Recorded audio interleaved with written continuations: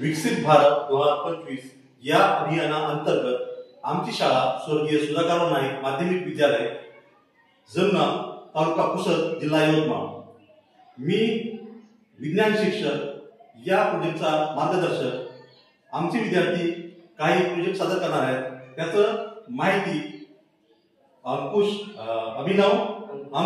राठोड हा सादर करणार आहे। माझे नाव अभिनव अंकुश राठोड आहे।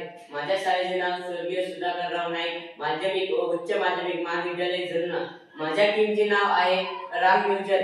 आयडियाचे नाव आहे ग्रामीण भागातील घरातील स्वयंपाक, घरातील धुराचे CO2चे व्यवस्थापन उपाय।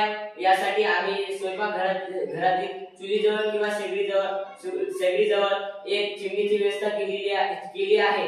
त्या चिमणीची व्यवस्था केली आहे, त्याची कांडी दूरवर उंच घरावर सोडली आहे।